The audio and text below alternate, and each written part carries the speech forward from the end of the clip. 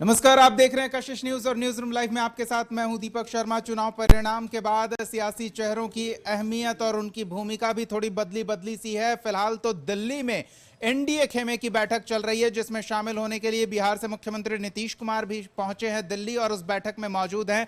लेकिन पटना से तेजस्वी यादव भी उसी फ्लाइट से जिस फ्लाइट में मुख्यमंत्री नीतीश कुमार थे, INDI अलायंस की बैठक में शामिल होने दिल्ली पहुंचे हैं।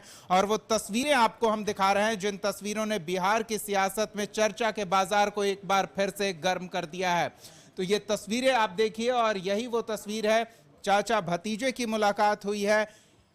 दोनों अलग अलग बैठकों में हिस्सा लेने के लिए पहुंचे हैं, लेकिन दोनों का साथ दिल्ली जाना ही कई तरह के कयासों को जन्म दे रहा है।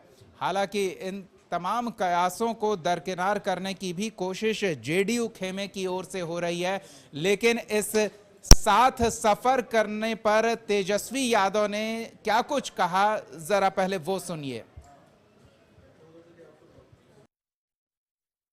हमें खुशी है कि देश के लोगों ने संविधान लोकतंत्र को बचाने के लिए मत किया और जो तानाशाही रही है मोदी जी की, उनको सबक सिखाया गया है।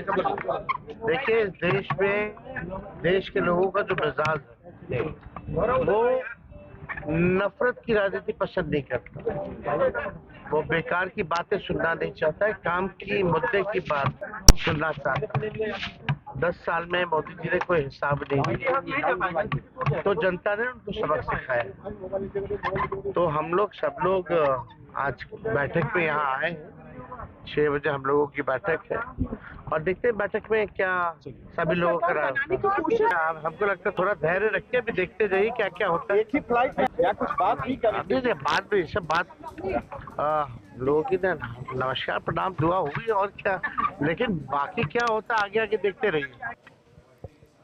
देखिए, करीब 1.5 घंटे की फ्लाइट होती है और इस दौरान तेजस्वी यादव नीतीश कुमार के साथ बैठे नजर आते हैं। वो तस्वीरें हम आपको फिर से दिखाते हैं। और अगर ऐसे में तेजस्वी यादव ये कहें कि सिर्फ औपचारिक मुलाकात में बातचीत हुई है, बस नमस्कार प्रणाम हुआ है, तो ये विश्वास करना थोड़ा मुश्किल हो जाता है, क्योंकि 1.5 घंटे तक दोनों नेता एक साथ रहे और उसके बाद विश्वास करना क्यों मुश्किल हो जाता है, वो संकेत भी तेजस्वी यादव खुद दे रहे हैं। आपने सुना होगा, आगे आगे देखिए होता है क्या, मुलाकात हुई है, क्या बातचीत हुई है, उसका खुलासा तो नहीं किया गया। लेकिन बिहार में आरजेडी खेमा या कहें INDI अलायंस खेमे की ओर से लगातार मुख्यमंत्री नीतीश कुमार को पाला बदलने का निमंत्रण मिल रहा है। समाजवादी विचारधारा की राजनीति का हवाला दिया जा रहा है और इन तमाम नियंत्रणों को, तमाम कयासों को खारिज करने की कोशिश जेडीयू की ओर से हुई है। विजय चौधरी और ललन सिंह ने क्या कुछ कहा है, एक बार वो सुनिए। बिहार की जनता में हमारे नेता नीतीश कुमार जी की विश्वसनीयता आज भी उसी किस्म से बरकरार है। ये इस चुनाव का सबसे बड़ा पैगाम है।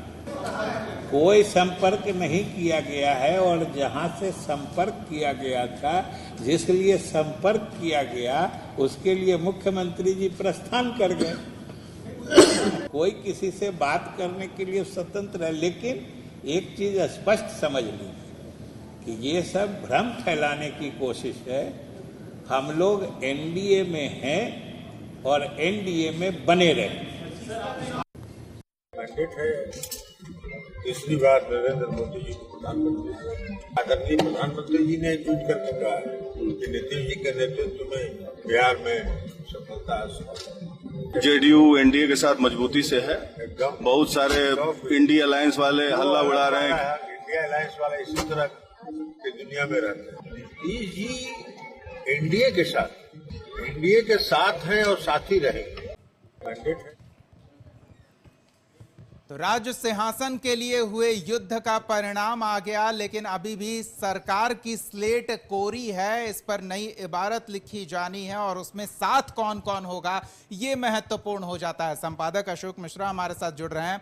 अशोक जी, सरकार गठन होना है, स्लेट एकदम कोरी है, कुछ नई इबारत लिखी जा सकती है क्या? देखिए, इस बार जो जनता ने फैसला दिया है ना, वो तराजू के दोनों किनारों को साथ में रखा है।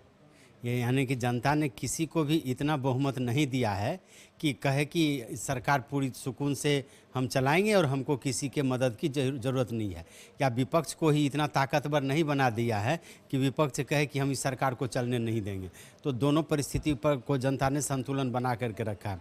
एनडीए गठबंधन को बहुमत मिल गया है, लेकिन बीजेपी की सीट में कमी आई है। बीजेपी को लगभग 62 सीटों का नुकसान हुआ है। ऐसी परिस्थिति में आप कह सकते हैं कि बीजेपी कमज़ोर हुई है, उनको अब गठबंधन का सहयोग लेना पड़ेगा। पिछले यानी कि 2019 के लोकसभा चुनाव की बात अगर करें तो बीजेपी को करीब करीब 303 सीटें आई थी। इस बार वो 340 के करीब पहुंच चुकी, 240 के करीब पहुंची, तो 63 सीटों की कमी लगभग है। ऐसी परिस्थिति में बीजेपी को अपने एनडीए के पार्टनर पर निर्भर रहना पड़ेगा, और यही वजह है कि आज एनडीए गठबंधन की बैठक बुलाई गई है। इसमें महत्वपूर्ण भूमिका बिहार और आंध्र प्रदेश का है। बिहार से नीतीश कुमार के 12 हैं, 5 चिराग पासवान तो 17 ये हो गए, एक जीतन राम मांझी हो गए 18, और 16 सीटें जो हैं सो टीडीपी की हैं आंध्र प्रदेश से, 18, 16, 34। यानी कि बीजेपी को बहुमत के लिए इन तीनों की ज़रूरत पड़, बिहार की और आंध्र प्रदेश की ज़रूरत पड़ेगी। तो ऐसी परिस्थिति में बीजेपी के पास एनडीए को एकजुट रखने की जिम्मेदारी है, और बीजेपी के नेताओं ने और खुद प्रधानमंत्री नरेंद्र मोदी और अमित शाह जी ने यह प्रयास किया है कि एनडीए पूरी तरह से एकजुट दिखे। तो इसलिए आज की ये बैठक बुलाई गई है। और दूसरी तरफ इंडिया गठबंधन के जो नेता हैं वो इस ताक में हैं कि अगर टीडीपी यानी कि आंध्र और बिहार उनके साथ आ जाता है तो उन बहुमत से थोड़ा सा वो पीछे रह जाएंगे। लेकिन हकीकत ये है कि मुख्यमंत्री नीतीश कुमार ने भी, चिराग पासवान ने भी, जीतन राम मांझी ने भी क्लियर कर दिया, और चंद्रबाबू नायडू जी ने भी क्लियर कर दिया कि वो एनडीए गठबंधन के साथ हैं। अशोक जी, आपके ऊपर जो ये बैनर लगा हुआ है ये स्थिर नहीं रह पा रहा है, ये बार बार घूम जा रहा है, ये हवा का प्रभाव है या फिर कुछ और सियासी राजनीति में कोई एक जगह तो रहता नहीं। राजनीति तो परिवर्तन का खेल है। राजनीति का मतलब ही है कि आप कहिए कि छने तुष्टा छने रुष्टा। आप अभी तस्वीर दिखा रहे थे तेजस्वी और नीतीश जी की, आप समझ लीजिए कि 3 महीने बाद लगभग दोनों नेताओं की मुलाकात हुई है। बजट सत्र में, विधानसभा के सत्र के दौरान ही जो मुलाकात हुई, और वो मुलाकात कब हुई? जब दोनों ने एक दूसरे पर पूरी दुश्मनी साध ली। यानी कि चुनावी महाभारत में हराने के लिए साम दाम दंड भेद अपनाने में दोनों ने कोई कसर नहीं छोड़ी। लेकिन इसके बावजूद क्या हुआ? आज जब मुलाकात होती है, जब चाचा भतीजे की जब मुलाकात होती है, तो आप देख लीजिए कि किस तरह चाचा ऑफर देते हैं भतीजे को साथ आने के लिए, और चाचा भतीजा की बैठक होती है। हालांकि तेजस्वी कहते हैं कि औपचारिक मुलाकात थी, लेकिन 2 राजनीति की एक जगह बैठें और मुलाकात बातचीत राजनीति की न हो, तो ये भी संभव है क्या? निश्चित रूप से दोनों की अहमियत है। तेजस्वी ने खुद स्वीकार किया है कि बिहार इस बार किंग मेकर की भूमिका में है। कभी 90 के दशक में लालू प्रसाद यादव यानी कि बिहार किंग मेकर की भूमिका में हुआ करती थी। फिर अटल जी का जमाना आया, उस समय भी बिहार की भूमिका काफ़ी महत्वपूर्ण थी। पिछले 2 चुनाव में 2014 और 2019 का जो चुनाव हुआ उसमें बिहार की अहमियत घट गई। अभी जो है सो बिहार की अहमियत फिर बढ़ गई है। एनडीए गठबंधन में नीतीश कुमार हैं ड्राइविंग सीट पर, तो इंडिया गठबंधन में तेजस्वी भी ड्राइविंग सीट पर हैं। वहाँ तेजस्वी को भले 4 सीट आई हो, लेकिन कांग्रेस को 3 सीटें आई हैं, 2 सीटें भाकपा माले को है, तो वहाँ भी फैक्टर बिहार ही है। और इसलिए दोनों नेताओं के बीच जो बातचीत हुई है उसमें कह सकते हैं कि सियासत की बातचीत होगी।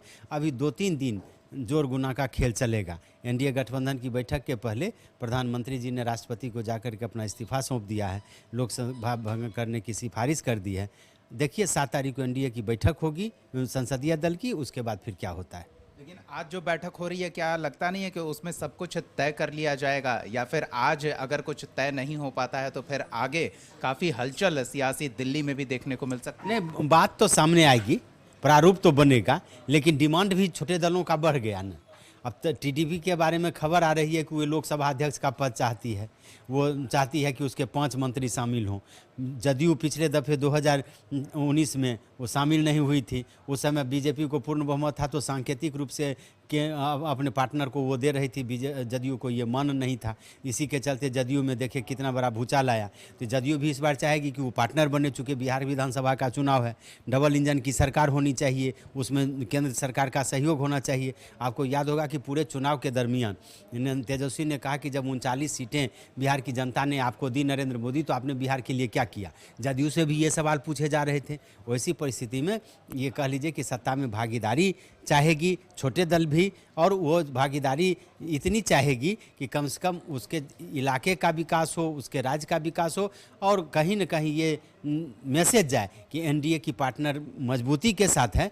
तो ये दो चीज़ें आज की बैठक में तय होगी। एक तो ये संदेश देने की कोशिश होगी कि एनडीए के सभी घटक दल एक साथ हैं, और दूसरी कोशिश होगी कि एक प्रारूप बनेगा, एक सहमति बनाने की कोशिश की जाएगी। अगर उसमें कुछ कमी बेसी रह जाएगी तो उसको फिर बाद में बैठ करके सलटाया जाएगा, और पहले ये सहमति बनेगी, तब संसदीय दल के नेता बीजेपी के चुने जाएंगे नरेंद्र मोदी, और उसके बाद फिर चुने जाएंगे एनडीए के घटक के। तो इसलिए 7 जून को उम्मीद की जाती है, आज तो 5 हो गया, मतलब परसों उम्मीद की जाती है कि एनडीए के घटक दलों के या पूरे एनडीए की बैठक होगी संसदीय दल की, या फिर नरेंद्र मोदी का चुनाव होगा संसदीय दल के नेता के रूप में, और फिर वो शपथ लेंगे। 8 तारीख को लेंगे या 9 तारीख को लेंगे। नफा नुकसान जो हो, बिहार के लिए फ़ायदा ही फ़ायदा है। बिहार का कद केंद्र में और मजबूती के साथ और बेहतर स्थिति में देखने को मिलेगी। बिल्कुल, इस बार तो होगा।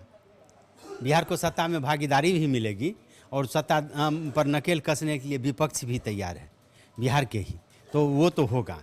पिछले 1 दशक से कहें तो आरजेडी की भागीदारी नहीं थी लोकसभा में, इस बार उसके भी सदस्य चुन करके जा रहे हैं। कांग्रेस की सिर्फ 1 सदस्य थे, इस बार कांग्रेस के 3, पप्पू यादव को अगर ले लीजिए तो 4 सीटें हो जाती हैं। तो 2 वामपंथी दल के भाकपा माले के सांसद जा रहे हैं। तो आप देख रहे हैं कि सत्ता में रहने के बावजूद भी माले के नेता किस तरह से विधानसभा में हंगामा मचाते हैं। तो विपक्ष के रूप में भी बिहार की का परफॉर्मेंस इस बार बेहतर होगा, और सत्ता पक्ष में यही इसीलिए जदयू भी चाहती है कि इस बार केंद्र सरकार में वो शामिल हो, उसको उसकी जो हिस्सेदारी है वो मिले, ताकि बिहार के विकास के साथ वो एक मैसेज भी जाए देश में कि डबल इंजन की सरकार है। जी, बहुत बहुत धन्यवाद अशोक जी। तो और चाहे जो हो, जनता ने ये अपने जनमत से स्पष्ट कर दिया है कि उसने लोकतंत्र के साथ न्याय किया है। किसी के तराजू का पलड़ा इतना भारी नहीं है कि वो निर्णायक स्थिति में पहुंच जाए और सब कुछ अपने भरोसे करता नजर आए।